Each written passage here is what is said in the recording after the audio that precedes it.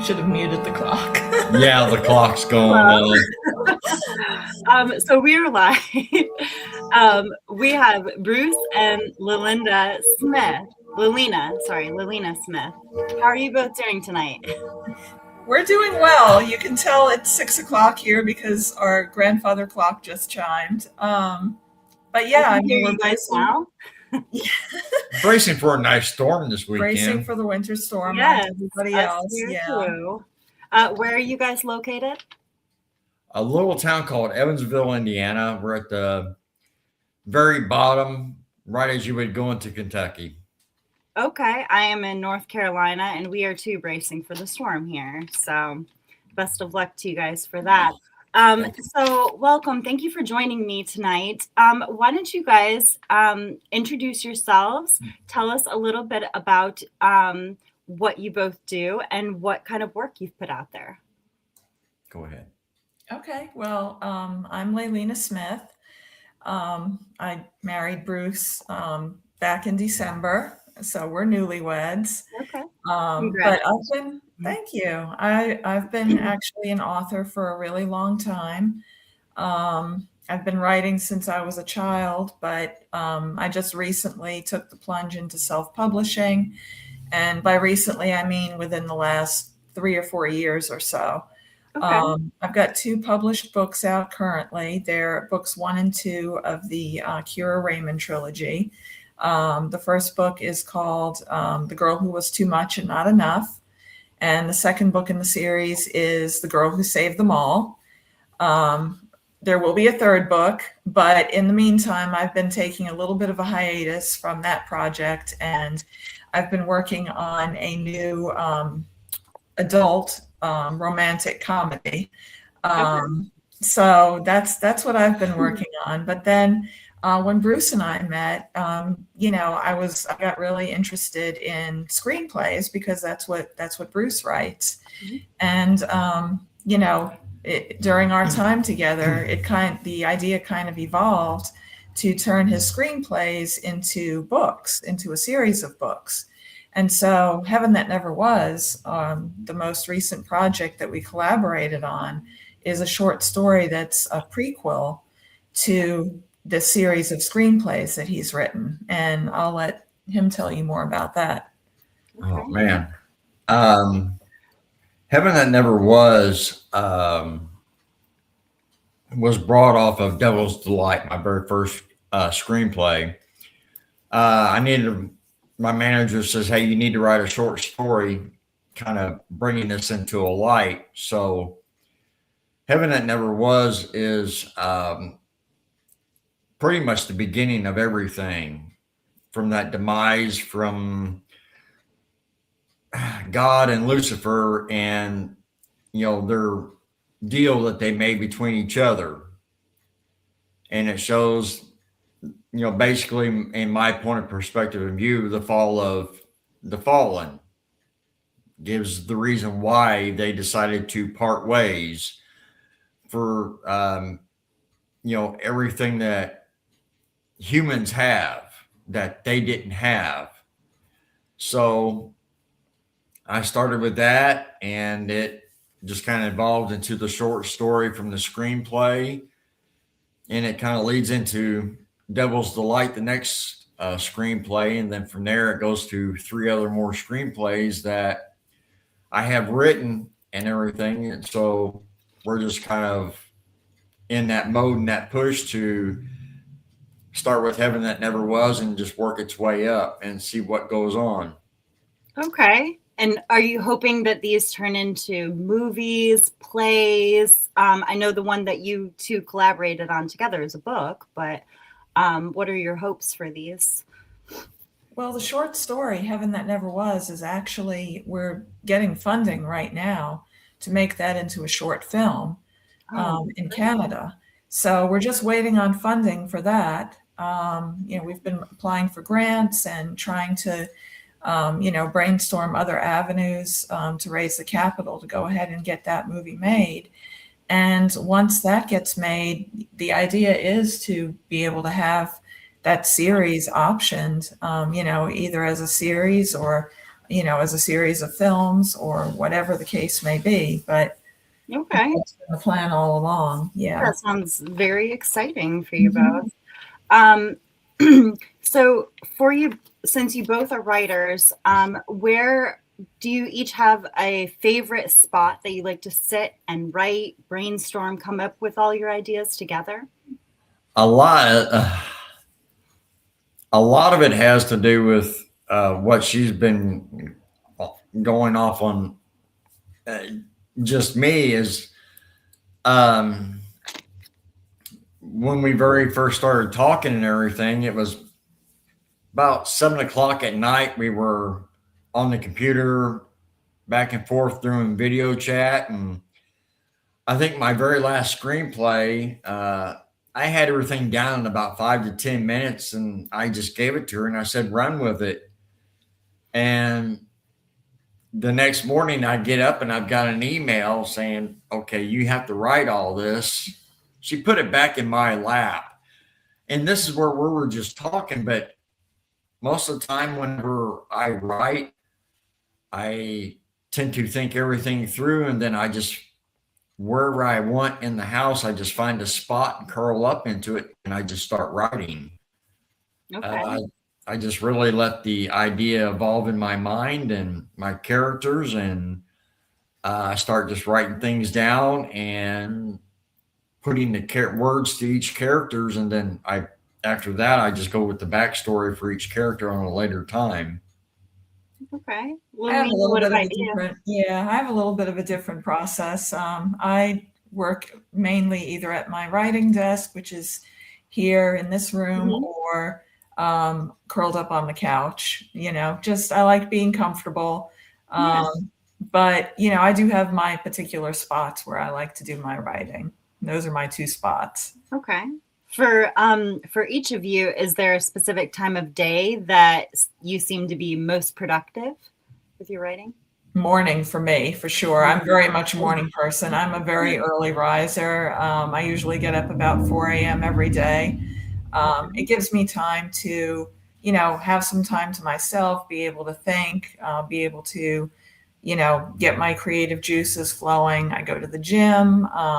Mhm. Sometimes if I'm really blocked, just walking on the treadmill for an hour will really, you know, get me to start thinking about where I want to go next with something, and that really helps. But I'm definitely more of a morning person, and I did have the opportunity to write full time for a while, which was wonderful, and not have a day job. But now, sadly, I do have a day job. So that cuts into that quite a bit. Yeah. But even writing full time, especially writing full time, I had a very structured day. I would get up and I would write for so many hours. I mean, I treated it like a job, which is what it Yeah, is. it is. Yep, you're right. Bruce, what about you? What's your best time of day to write? All day long. I tend to carry a small notebook or a little pad of paper, and Mhm. whenever I have ideas, I just write them down. I just think the process through, and either at the end of the day or on the weekend, I take everything and I put it together. Um, I mean, I work from anywhere from 5 o'clock in the morning till 5 or 6 in the evening, and I have to write everything down on a pad of paper, and Yep, get it all out. it just evolves from there after that. I call that a brain dump when you just kind of write everything down. I too write everything down in a notebook, and have to keep it near me too when I write. Yeah, But it stinks, but sometimes that's the only way that it actually works. yep. So do you either of you have anything playing in the background when you're writing? Are you listening to music? Is the TV on? Are you listening to a podcast? Anything specific? Um, a lot of times, yeah, I've got music going on, and it just varies. It ranges, but the louder, the better for me, because I just let the characters enter my mind, and I have to put myself in every character's position, the wording, and a lot of times the music just really helps. And sometimes it's whatever I have on my channel of YouTube that I listen to, whatever hits, it becomes a brainstorm. And it's like the words start to flow, not the words from the music, but I put my own words in my own head and my character, and that's how it will flow down for me. Okay. You just kind of get lost in that. As much as I can. And I'm the complete opposite. I like to have it really quiet when I'm writing. I find it just too distracting to listen to anything. I used to write with like a playlist, but I find that music serves more of like an inspiration, like when I'm at the gym, for instance, and I'm thinking of ideas and where I want the story to go. Then I'll be listening to music usually, and that will sometimes take me in the direction that I want to go. But when I'm doing the actual writing, I need to have it quiet. Okay. Have either of you, with your most recent pieces that you both have come out with, have you experienced writer's block with those pieces? No, I really can't say I have, because just power through it. It's something that is always evolving, because I will have something down and then I'll think of something else. I'll put it with that, or I'll change something up. Okay. So you never have gotten stuck? No, if I've ever gotten stuck, which maybe quite a few times, I just forget about it and find something else to do, or I do whatever I can to forget about it, because later on I'll fall asleep and something clicks, and then I'll get back up and it's adding more or changing things. Okay. I've actually had a lot of writer's block with this current project that I'm working on, so I'm trying to work through that. But part of overcoming that was collaborating on this project with Bruce, because it is something that was completely different than what I've been working on. So, hopefully that will help to get me back on track with my own projects. Okay. Do you have any particular advice for those who may be struggling to move on or do something else? I wouldn't say, if it's what they enjoy and what they want to do, I wouldn't say move on. I would more or less say set it to the side and just let your mind go and work on something else. And I think eventually what they want to work on will click for them, and they'll be able to jump right back on it in like a fresh perspective that will work with them in their own mind, because it's coming from their mind as a writer on whatever they're doing. They may give themselves a break, do something else, continue on with their day job, their night job, what have you, whatever. And a conversation might spark something in their mind to go back to it and pick up where they left off and be able to continue and finish what they're doing. Okay. Yeah, I agree. I mean, I think that, you just have to kind of keep going.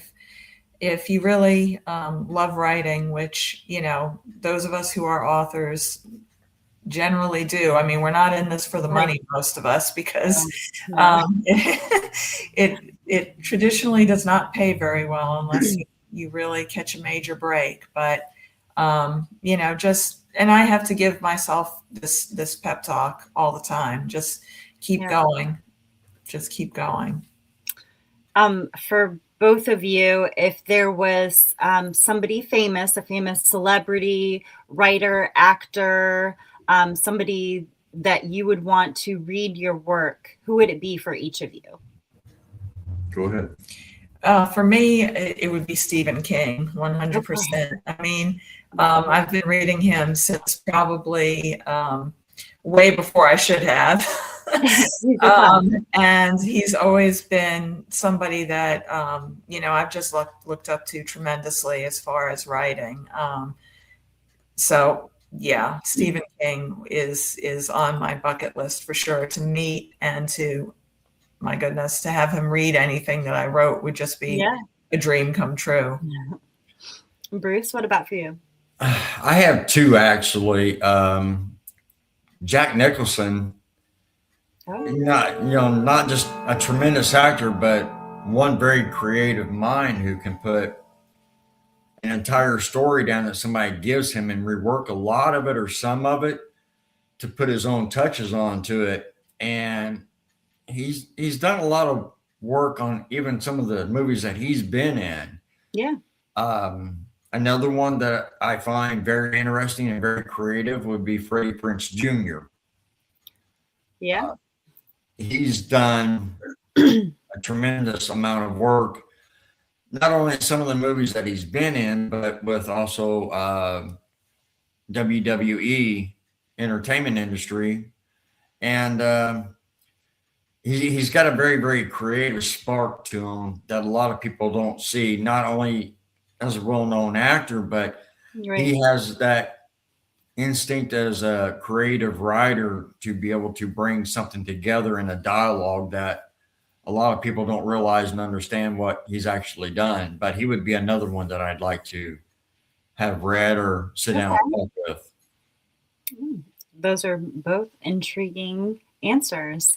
Thank you, Bruce and Lelina, so much for joining us. We will be featuring your items on Seven Story Publishing site. I hope you guys enjoy the rest of your evening. We look forward to getting your work out there and having our readers check it out. I appreciate it, ma'am. Thank you. you. Yep. You guys have a great night. Bye. You too. You too. Thanks. Bye-bye.